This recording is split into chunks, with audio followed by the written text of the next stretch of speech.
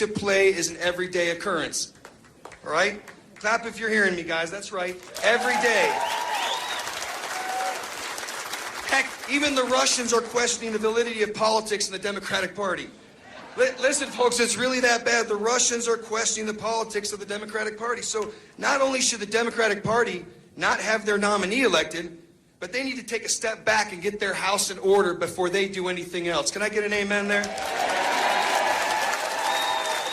Folks, it's time to put America and Americans first again. Gone are the days of when you can erroneously call someone a racist and then they just disappear silently. Gone are the days where political correctness rules the day. Gone are the days when a political figure can commit egregious crimes, put our country and its citizens in risk, and abandon our war fighters in need.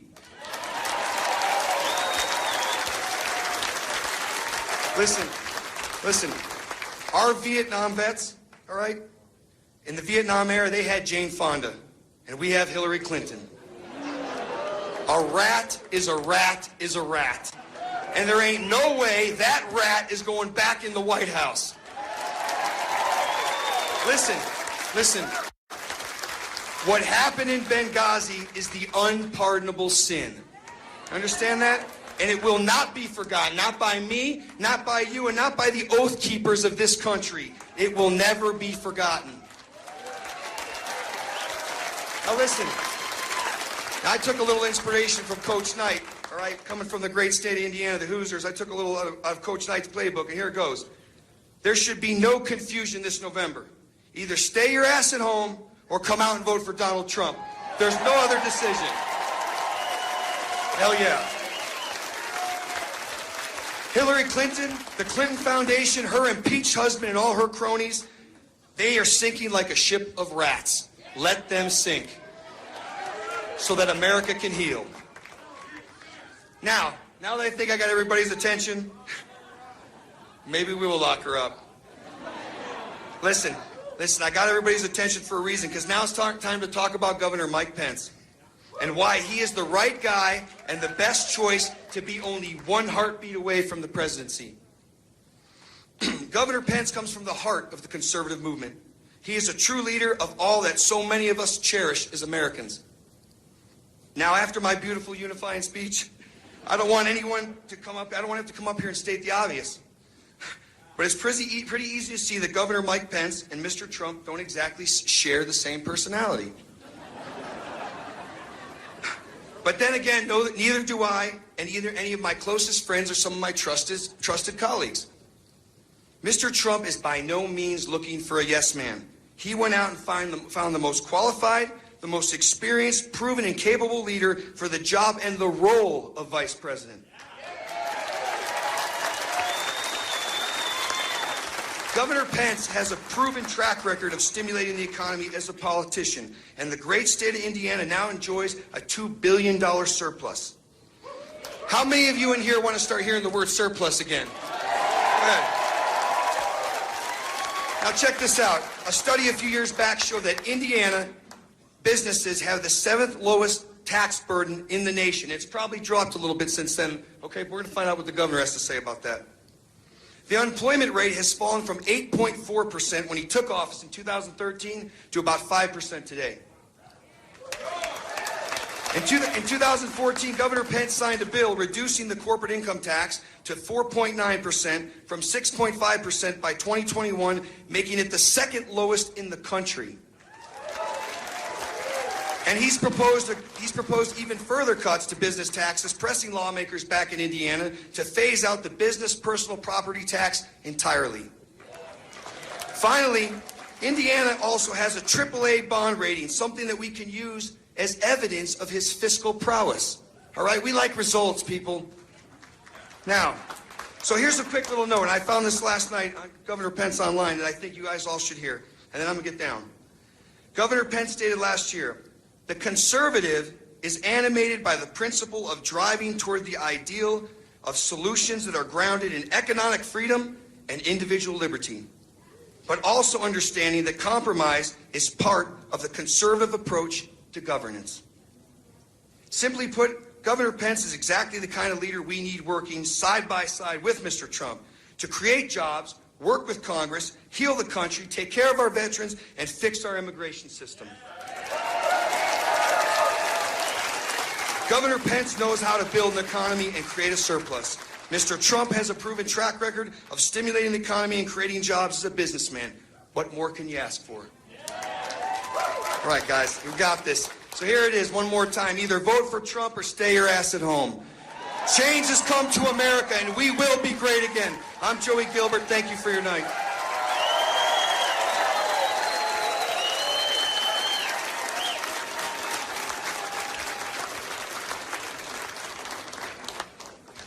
Well, Joey read half of my speech and took the paperwork. I want to break something. You know what? In Nevada, we always do stuff as a team. When we took over in 2012, needless to say, the Nevada Republican Party was a disaster. It's nobody's lie. But each and every one of you contributing, making a difference, let the pundits say what they will, let them keep putting us down. We just kept growing and gaining ground and gaining ground and gaining ground. And we had a motto, my last election. It was, ignore the noise and finish the mission. And that's exactly what this campaign's been all about. But there's some people I want to call out tonight. Mr. Trump, when he first decided to run in June, I got contacted in July, just right after. And I can tell you, I sat down with some of his team, and they're the most humble and perfect individuals I've had my pleasure of meeting in a long time. And I've been doing this since I was a baby. But more importantly, two individuals that came on the campaign and made it very special. And they need to be recognized here tonight because they weren't given a shot. And that's where I like to play from, ladies and gentlemen. I love to be the underdog. I love to be underestimated. So, ladies and gentlemen, give it your heart up to Charles Munoz. Where you at, Charles? Come on. You always hear about the people on the stage, but you want to hear the people that made it happen. Charles Munoz ran Mr. Trump's campaign. Awesome job. Tim Williams? Tim, where you at? Tim's hiding. There he is. Tim, over there. You guys did a fantastic job to deliver for Mr. Trump in Nevada, and also we were polled to Arizona. And a great victory happened down there as well. So Charles and Tim and myself were spread pretty thin, but more or less them, not me. Because here I got a great team. I had a great team. And a man who's become my brother, I can't say too much about him because everybody knows him. James DeGraffney. Jim DeGraffney, where you at? Jim, come here. Ladies and gentlemen, that's the Vice Chairman of the Republican Party for Nevada, Jim DeGraffney.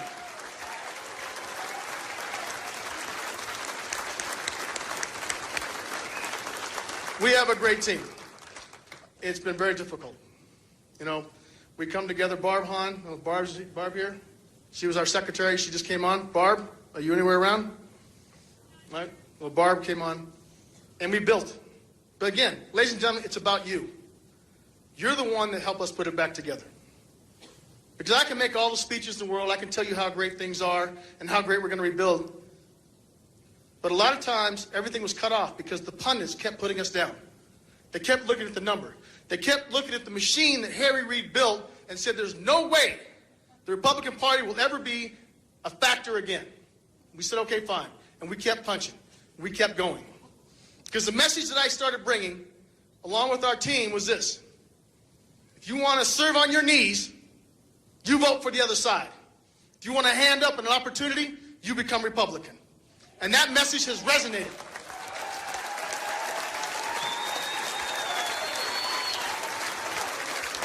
I can point to all our leaders, our Republican leaders, and I can tell you who stood there and who took the barrage and who was in your corner. Who was in your corner to make sure you had money in your pocket, that the change didn't go out to the other side, and give the people who just want to be a handout. They don't want a hand up. That will cripple America, ladies and gentlemen. Your grandchildren, your parents, they're on Social Security. We keep giving it away, there'll be nothing left for them.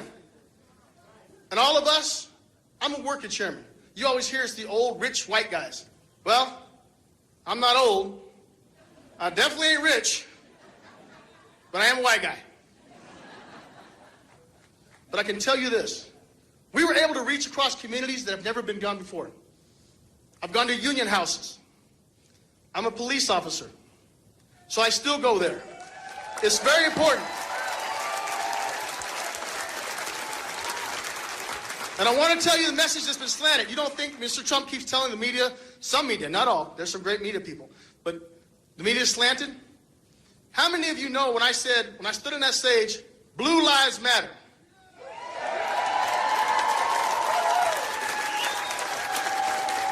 Before we took that stage, a police officer was killed.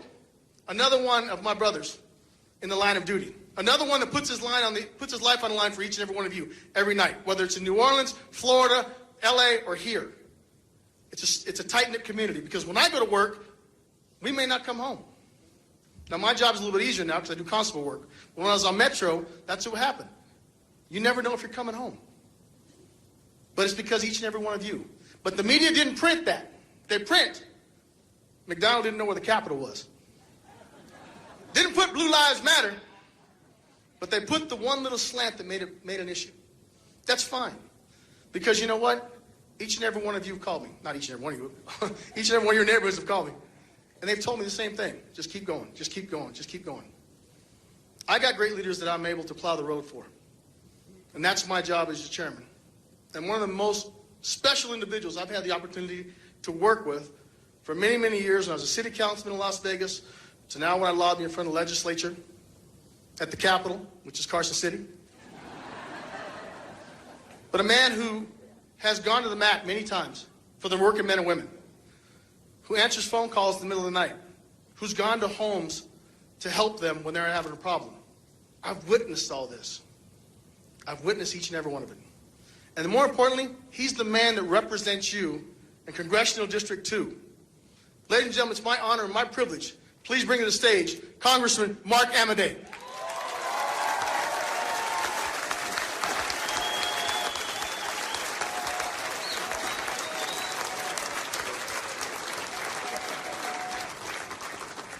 Thank you, Mr. Chairman.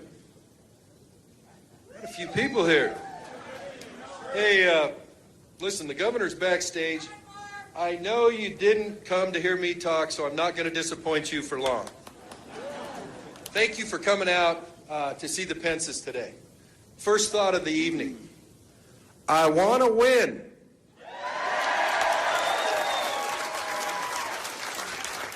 Enough about me, let's talk about you. Why is Governor Pence here? Well, let me see. Donald Trump won Nevada.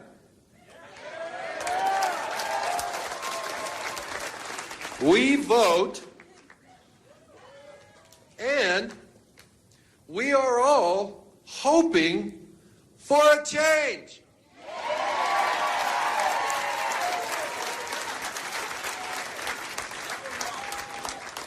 Yeah.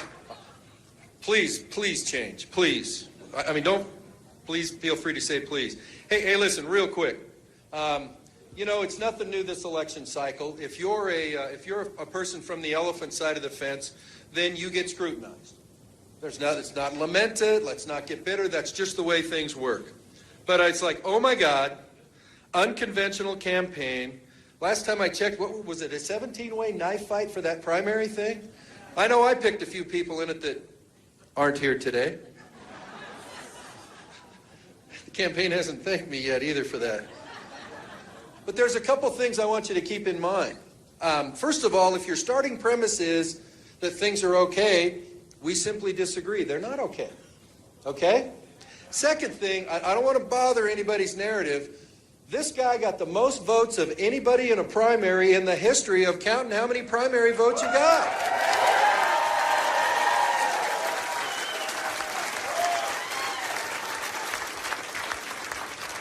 Nobody has had to climb a steeper hill, a 17-way fight in this day and age to get to the top of the Republican Hill in Cleveland than Donald Trump did. Keep that in mind the next time you're hearing those wonderful folks on CNBC tell you what awful animals that the elephant folks are. But let's talk about who you're going to have the treat to hear from in person. You're about to get an in-person demonstration on how good the next administration is going to be.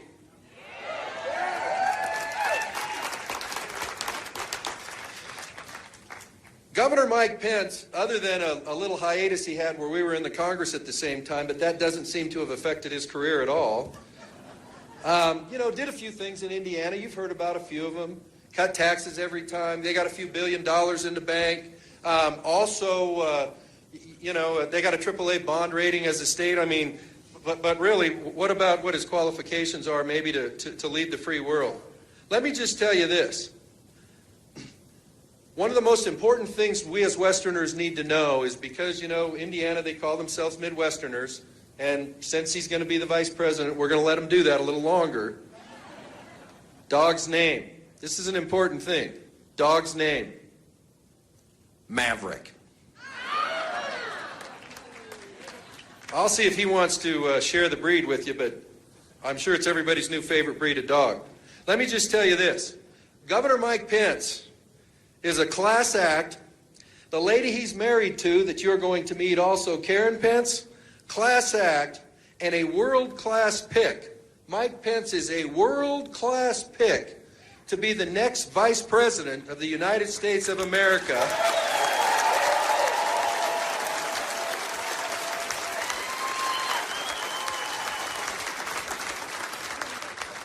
This is the last line, so you don't have to wonder which one is.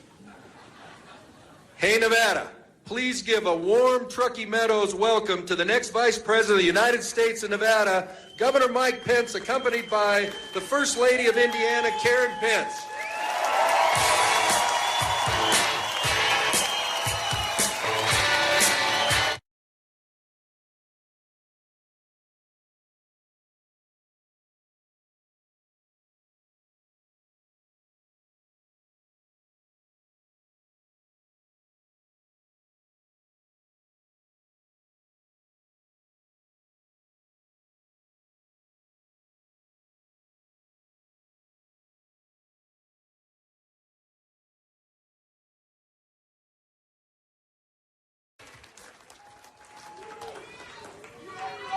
Hello, Nevada. Wow.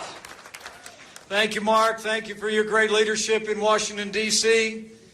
It is exciting to be with all of you.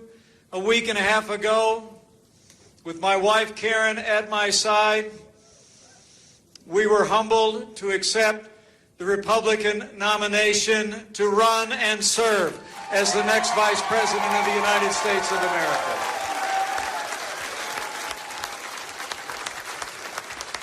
Mark gave me a warm introduction, but we served a little bit of time together in Washington, D.C., and he knows the introduction I prefer is a little bit shorter.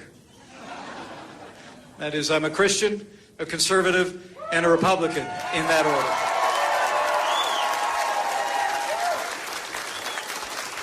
And I got to tell you, when I got that call a couple of weeks ago, I joined this campaign in a heartbeat. Because you have nominated a man for president who never quits, who never backs down, who is a fighter, a winner, a builder, and until just recently, it was like he was fighting against all odds, all by himself. But now we are united. This movement is united, and I know we're going to elect Donald Trump as the next president of the United States of America.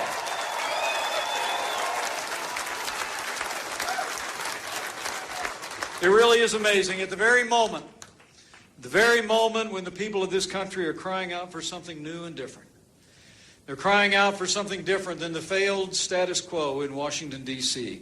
The other party has answered with a stale agenda and the most predictable of names. So for the sake of our security, for the sake of our prosperity, let's make sure that Hillary Clinton is never elected president of the United States of America.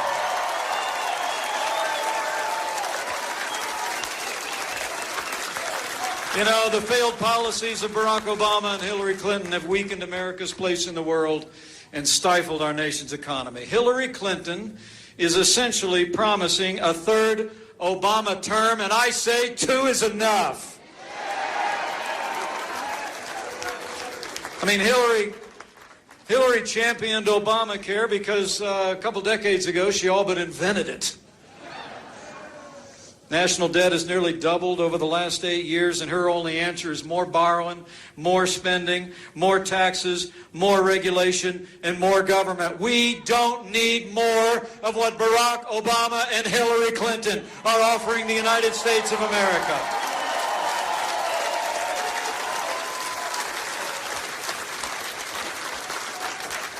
At a time when 7 out of 10 Americans know that our country is off on the wrong track, it is extraordinary to think that that same party has offered more of the same, and the same direction that's been failing hardworking Americans and resulting in a declining America on the world stage. You know, the American people are tired. We're tired of being told. We're tired of hearing from politicians in both parties that they'll get to solving these problems that our nation faces eventually, while they pile a mountain range of debt on our children and grandchildren.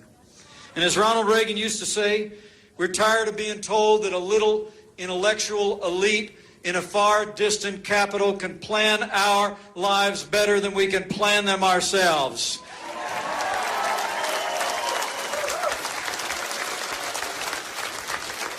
You know, Donald Trump understands the frustrations and hopes of the American people like no American leader since that president, our 40th president. His heart resonates with the American people, their frustrations, with their aspirations. In a word, Donald Trump gets it. He's the genuine article. He's a doer in a game usually reserved for talkers. And when Donald Trump does the talking, he doesn't go tiptoeing around all those thousands of new rules of political correctness that are imposed by the national media. He just tells it like it is, straight from his heart and straight from his mind and straight to the American people. You know, the funny thing is the party in power seems helpless to figure out our nominee. And I'm talking about the media.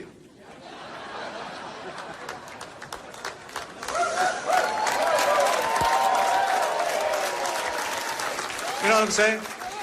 I mean, really, the Democrat establishment and the media, they all keep telling each other the usual methods will work against him. Something comes up. They say, now we got him. They keep thinking they've done him in, and then they wake up the next morning, and Donald Trump is still standing strong, stronger than ever before. That's the kind of resilience and strength that we want to see in the White House again.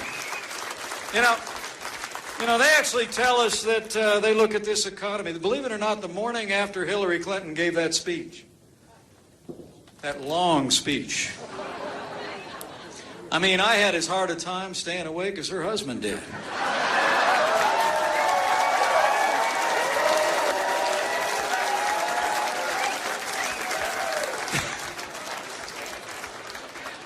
I mean, after that speech, we got up the next morning and found out that they'd rounded down the estimates about the growth in our economy. 1.2%, the slowest, weakest recovery since 1949.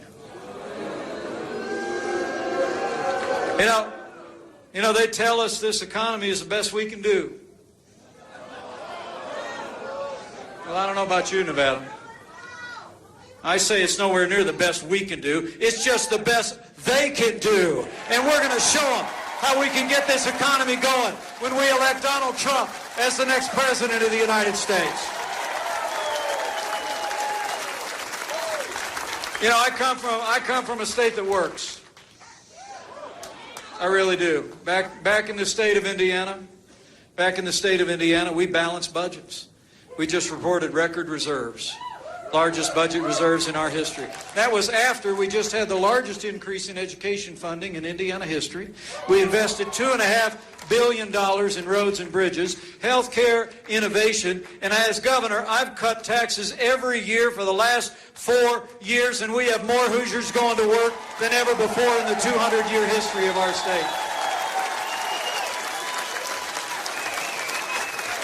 And let me tell you, Fiscal responsibility, pro-growth policies, investments in ways that support our people is exactly the kind of no-nonsense leadership that Donald Trump is going to bring to the Oval Office in the White House in Washington, D.C.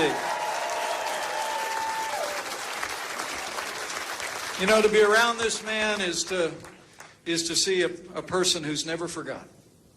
He's never forgotten hard-working men and women of this country.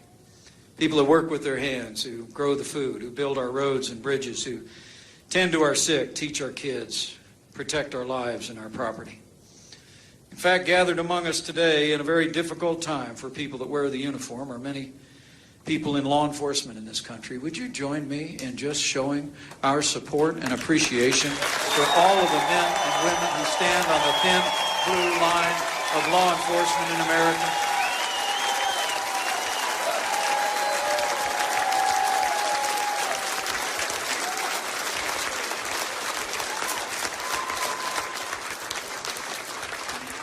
Let me tell you, Donald Trump will support the men and women in uniform.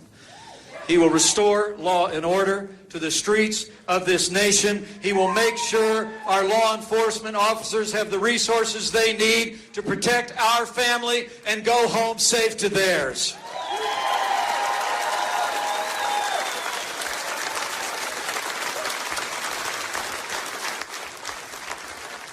Donald Trump understands that the President of the United States is the chief law enforcement officer of the United States of America. And so he will be. In 7.5 years of Barack Obama and Hillary Clinton's policies have challenged our economy at home, resulted in, seems like, in more divisions than we've ever seen in our country. But worse still, they have weakened America's place in the world. Terrorist attacks at home and abroad, grim and heartbreaking scenes from France just a few short days ago. A Catholic priest murdered in the pews of his own church in France. Attempted coup in an ally in Turkey, all attest to a world spinning apart. You know, history teaches us that weakness arouses evil. I would submit to you Hillary Clinton and Barack Obama's foreign policy of leading from behind, moving red lines, feigning resets with Russia, and the rise, rule, and reign of ISIS are a testament to this truth of history.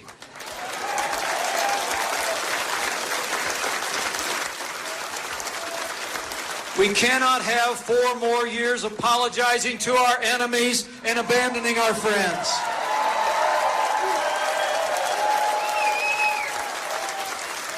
America needs to be strong for the world to be safe.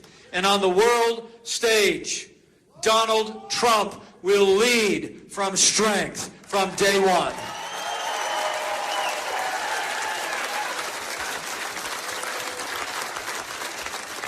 Donald Trump will rebuild our military. And as no other in my lifetime, no other in our lifetime, he will make sure that our soldiers, sailors, airmen, Marine, and Coast Guard and their families have the support they need to do the work of freedom at home and abroad and come home safe.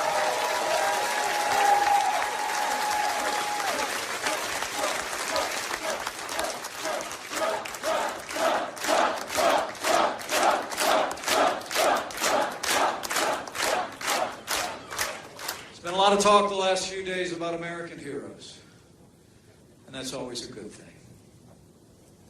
As Donald Trump and I have both said, Captain Humayun Khan is an American hero.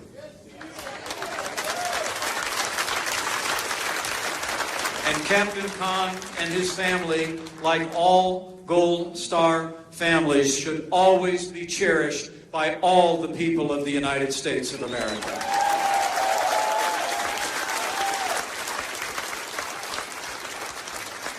Captain Khan gave his life on 8 June 2004 in Operation Iraqi Freedom.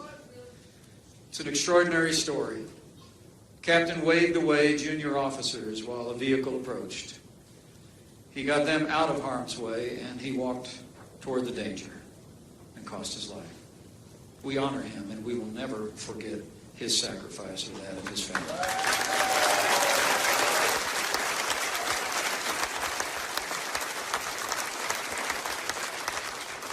In fact, I say that I'm very humbled that we are in the presence of another Gold Star family with us today here in Nevada.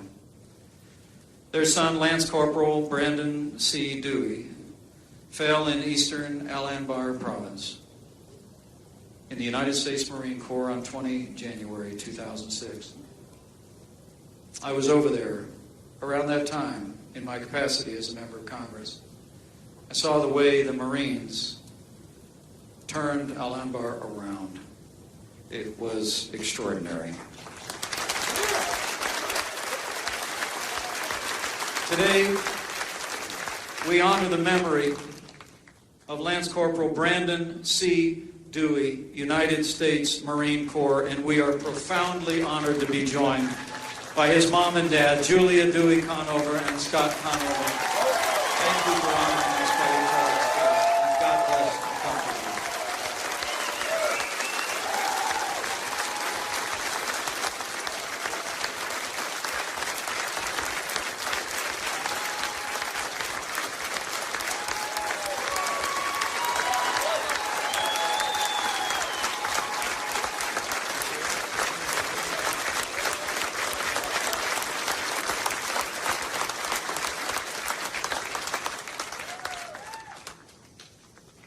You know, our soldiers and our veterans know Donald Trump supports our troops and their families. He will rebuild the American military, and he will reform the VA when our soldiers come home and take the uniform.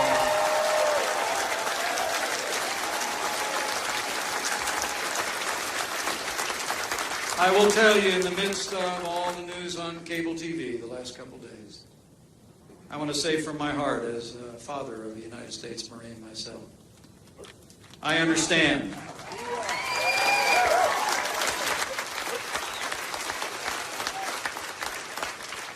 I understand and appreciate the attention being paid to Captain Khan's family and the honor that you just bestowed on Lance Corporal Dewey's family.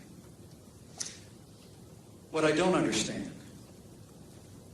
is why the media maligned and continues to ignore the grieving mother of fallen Air Force veteran and diplomat Sean Smith, who fell in Benghazi.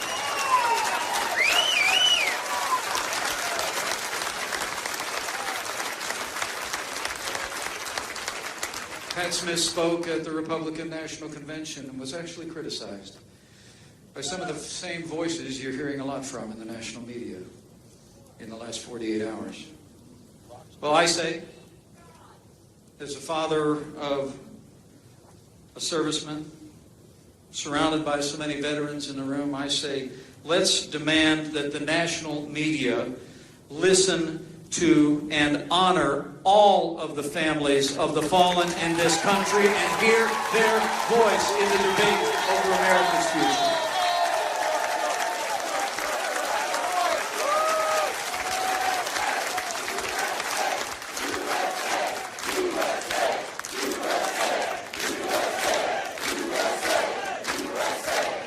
It's just so important to remember Hillary Clinton's record on foreign affairs. I mean, where Lance Corporal Dewey fell in Fallujah, the progress that was made in Iraq, it was decisions by Hillary Clinton and Barack Obama who abandoned the gains that we'd made in Iraq after the 2008 election, created a vacuum in which ISIS was able to spawn and overrun the gains that had been won. It was Hillary Clinton who actually instigated the president's disastrous agreement with the radical mullahs in Iran. And it was Hillary Clinton. Who left Americans in harm's way in Benghazi, and after it was over said, "What difference at this point does it make?" Well, let me say, Anyone who said that, anyone who did that, should be disqualified from ever serving as Commander-in-Chief of the Armed Forces of the United States of America.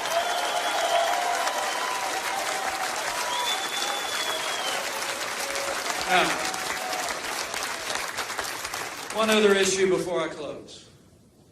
You know, as this election approaches, my friends here in Nevada, I want to remind you of the stakes in one other way. It's not just about our place in the world. It's not just about security and prosperity at home. It's perhaps even more significant that while we'll be choosing a president for the next 4 years, that president will likely set the course of the United States Supreme Court for the next 40 years. You've got to think about it. You've got to think about that. We all better think very carefully about what that means to our Constitution and the principles of limited government. Now, I said before, over in Cleveland, elect Hillary Clinton, you better get used to being subject to unelected judges using unaccountable power to make more unconstitutional decisions. Okay? So let me say this. For the sake of the rule of law, for the sake of the sanctity of life, for the sake of our Second Amendment, for the sake of all of our God-given liberties enshrined in our Constitution and our Declaration, we must ensure that the next president making appointments to the Supreme Court of the United States is President Donald Trump.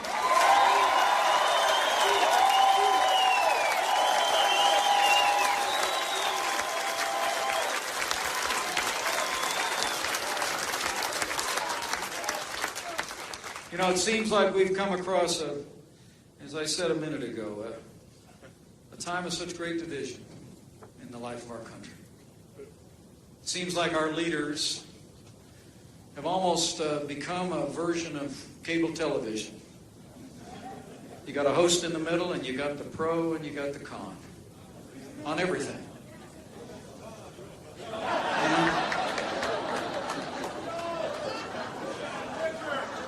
It seems like we're in an adversarial time in the life of our nation, but you know what? That's really not the way I was raised. My grandfather got on a boat when he was about 24 years old, came to this country from Ireland. The legend in our family is that my great-grandmother bought him a one-way ticket. He wouldn't see her for 25 years. She bought him a one-way ticket and said, "You got to go there because there's a future there for you." He came to America and he loved this country. He drove a bus for 40 years in Chicago, Illinois. He was the proudest man I ever knew. I was named after my grandfather.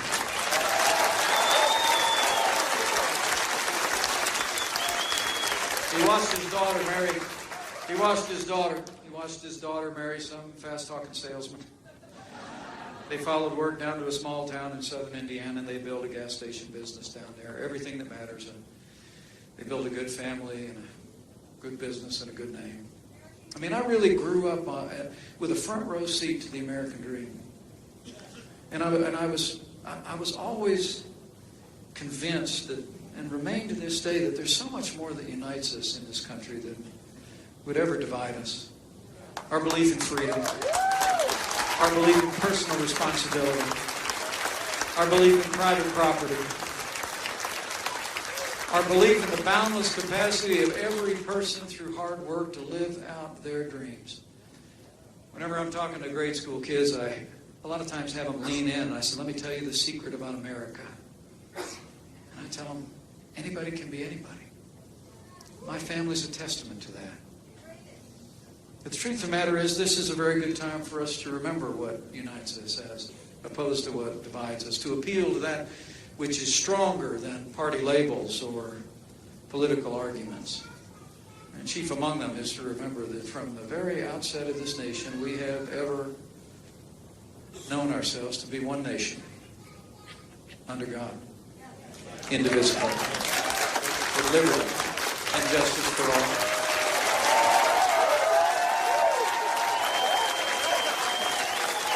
So I would say to you, if like my little family, you're inclined to bend the knee, I just encourage you to do it in the coming 100 days. For all of our neighbors, all of our friends, all those struggling and facing challenging times at home and abroad. Because I truly do believe in my heart of hearts that is what's always been true, that if His people who are called by His name will humble themselves and pray, He'll hear from heaven and He'll heal our land.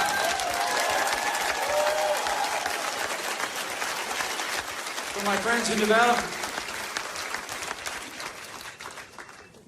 Nevada, I say to you, I think we've come to another time for choosing.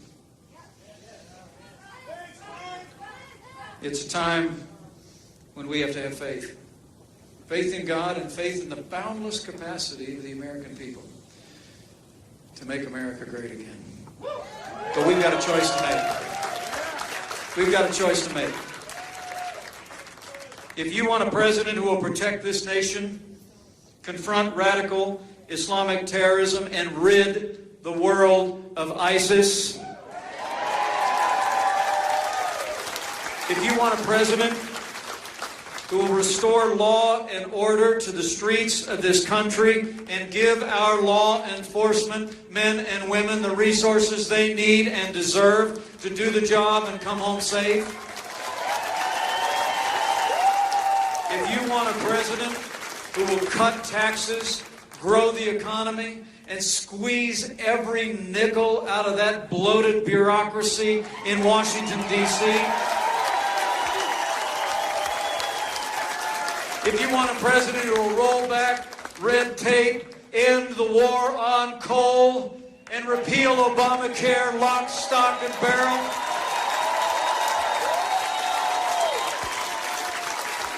and if you want a president who will upend the status quo in Washington, D.C., and uphold the Constitution of the United States of America, we have but one choice. That man is ready. This team is ready. Our movement is ready. Let's work our hearts out for the next 100 days until we elect Donald Trump as the 45th President of the United States.